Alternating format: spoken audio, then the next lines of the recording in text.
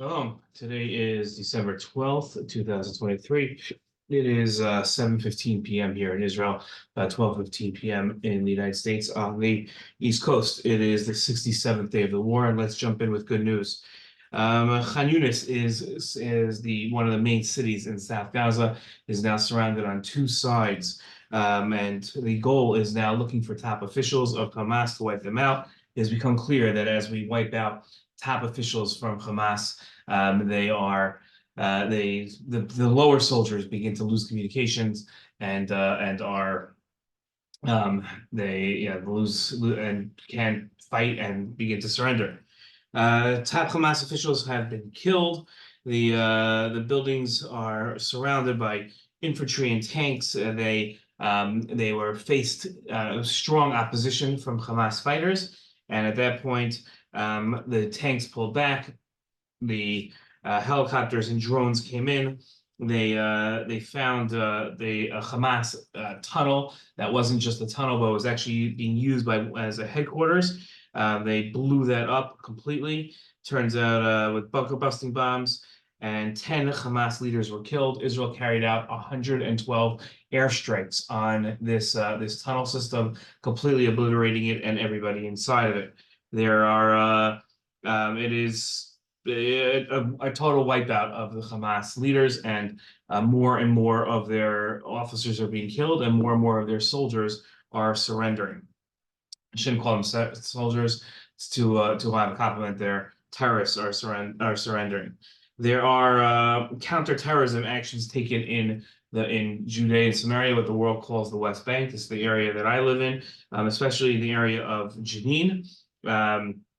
This is reflecting the increasing threat of terrorism in our region, where Hamas actors are trying to take over here and show that they can be effective. Israel took out 4 members of Hamas. It might have been the Palestinian Islamic Jihad, excuse me, by drone strike in Jenin. That's strange. Usually Israel doesn't use such high power technology inside Judea and Samaria. Usually it's soldiers that are conducting the attacks by foot, but they killed 4 of them. Immediately, Palestinian sources came out and said that Israel had killed 4 civilians, and then Palestinian Islamic Jihad took credit that those were their members. So clearly, Israel is doing right there. Palestinians, in response to this and many other things, especially not being allowed into Israel, have gone on a strike. We said this was in the plans, so they went on a strike yesterday, starting today, excuse me, in East Jerusalem and inside Judea and Samaria in the West Bank. Gotta tell you, hardly noticed. In Hezbollah, there are, excuse me, before we get to the north of Hezbollah, there are a lot of rumors going around that there are more negotiations going on with Qatar and Israel and the United States to try to free more hostages. We'll see if that turns out into anything. Hezbollah has started to move more towards the border. Israel reacted strongly, bombing them, killing probably tens, if not hundreds, of Hezbollah members. Keep in mind, over the past couple weeks, Hezbollah has been playing this cat and mouse game. Israel has suffered very little from it, but other than the towns being evacuated up north out of safety. But Hezbollah has taken heavy hits, both in terms of their resources and supplies and their soldiers. They're still a formidable force, but Israel has now given 48 hours for Hezbollah to retreat, or Israel has threatened to go in with ground forces. That would mean opening up a second front. This would be a major move on Israel's part. So Hezbollah has 48 hours to retreat. Israel, to show that it was serious, took more Air Force flights over Beirut. Beirut is the capital of Lebanon, and not usually associated with Hezbollah, but Israel has, in the last 15 years, warned the country of Lebanon that if Hezbollah does take action against Israel, since Hezbollah is officially part of the Lebanese government, Israel will hold Lebanon as a whole responsible and will destroy all of Lebanon's infrastructure. They are not going to be taking this slowly at all. So that is something that we're going to have to excuse me, that's something that we're going to have to look out for. Okay. Moving forward here. Let's unfortunately get to some bad news. Oh, sorry, one more piece of good news. The President of the United States at the White House annual Hanukkah party last night promised to keep supplying Israel and helping Israel with aid until Hamas is destroyed. So that's very, very good news that the president is sticking by Israel. Okay, unfortunately, Israel has recovered two bodies of hostages inside of Gaza, hostages that we thought hopefully we'd get back, and unfortunately we're not going to, but at least we've retrieved their bodies. It was released that a fifth of the IDF soldiers that have been killed, there have been 104 soldiers killed, and 20 of them have been killed by friendly fire or by accidents. This is a known problem in war. This is not something that's unique or new, but it's still upsetting and still depressing. But it also, if there's a small silver lining, it shows how effective we've been against Hamas. That even our losses have mostly been about us and our mistakes, and not Hamas's skill.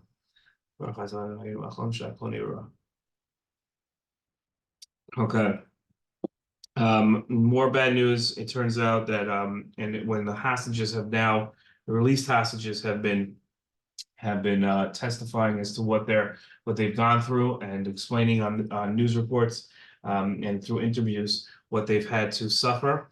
And it turns out that they've been beaten, they've been raped, and been forced to suffer hunger.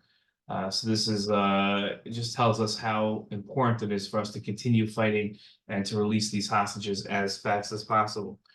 Last piece of bad news is that Israel and America are continuing to disagree as to what should happen when the war is over. At some point, Israel is going to declare that it has defeated Hamas and that Hamas is no longer a threat. The question is what's going to happen the next day. What's America going to demand of Israel? Is America going to demand that Israel immediately withdraws from Gaza? Is it going to demand that a Palestinian Authority be given more leeway to take over? These are all things that Israel does not want to happen. Israel wants to make sure that it can remain a powerful force that can ensure its people's safety from threats from Gaza. So that we will have to see. Okay, that's the end of the update. Let's answer some questions. Are all the men who were seen or arrested in their underwear by Israeli soldiers terrorists who surrendered? And if so, does Israel keep them in jails until a trial, or are they going to kill them? When you mentioned yesterday that all Palestinian terrorists need to be killed, does that assume that they don't surrender and they're still trying to commit acts of terror? Or if they surrender, they should be killed? I'm trying to understand how your statement would practically be actualized. Okay, so let's go through this slowly and separate Israeli policy and my opinion. Israeli policy is that terrorists that are captured are jailed. They're given trials. They are military trials, but they're given trials, and then they are tried, and they have lawyers, and then they are given a sentence and they are jailed. So the sentence obviously is commensurate with whatever action they have committed. Israel has never executed a terrorist. It's only executed Adolf Eichmann, a Nazi, is the only person that Israel's ever executed. Israel does have a death penalty on the books. It just doesn't ever apply it. Okay, so it's not that Israel would have to pass a new law to execute people that have done horrible things. But it obviously has to be a crime that's one of the worst crimes you could imagine. It can't just be anybody.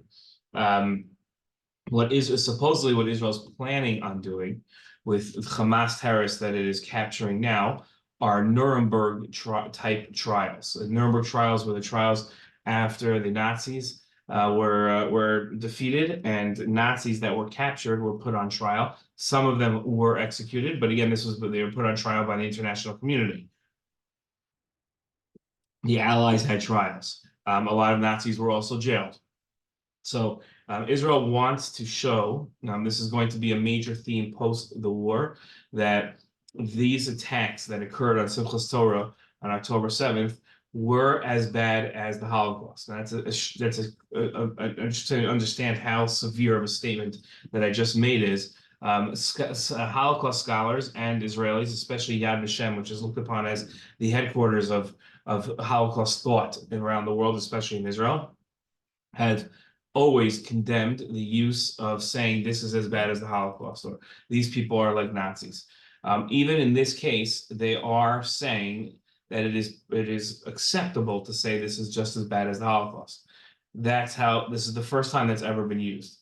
And Israel's planning on setting aside at least one of the kibbutzim or towns that were attacked and leaving it as is, as they did in Poland with the concentration camps, so that people can visit and see how bad it is. This is going to be set up by the state of Israel as a second Holocaust almost. That's what this is going to be put as. And therefore, the trials of the terrorists that are captured in this war, if they can be, and Israel's gathering evidence through video and other ways, that they can be shown to have been part of the attacks on October 7th, on Simchas Torah, there's going to be special judgments and special trials for those people. This is going to be different than anything we've seen before. I don't know any more details than that. Now, my opinion is that anyone that supports terror or participates in terror should be executed after a fair trial by the state of Israel. Not a summary execution, but a trial and then the death penalty. I think that that will greatly decrease the amount of terror, and I think it will bring justice to terror victims and their families. As a family member of a terror victim, I can tell you, I don't feel that a jail sentence is commensurate with the attack that was conducted against our family. I think more has to be done. Okay, what's going to happen in Gaza when the Israeli soldiers pull out? Who's going to govern them? Nobody knows the answer to that question. We are still waiting to see. How is Israel able to know that by February the war could be over? Didn't you say that Israel is interested in wiping out Hezbollah as well? So the war with Hamas, you can tell, is coming to an end because their Hamas members are coming to an end. They're dying. So that's how we know that is happening. What is the and fighting Hezbollah would be the next thing that would happen, and that could extend it, but that would be a different, almost like a different war. Will Israel prioritize deploying, getting back hostages, or fighting Hezbollah? It's a great question. I don't know, and I don't know if they're mutually exclusive, so I'm not sure. How does Israel cut contact between terrorists and Hamas? The way it does it is by isolating Hamas members. So Hamas members over here and Hamas members over there, so we isolate them away from each other. What is the most optimistic timeline for when Israel will pull their soldiers from Gaza? I would say the most optimistic is early February, but a lot of soldiers are being pulled out slowly now. How can Israel stop Hamas from firing rockets, and how can Israel make sure that Iran stops getting weapons into Hezbollah? We stop Hamas from firing rockets by capturing all the rockets and killing all the members of Hamas. That's how we do that.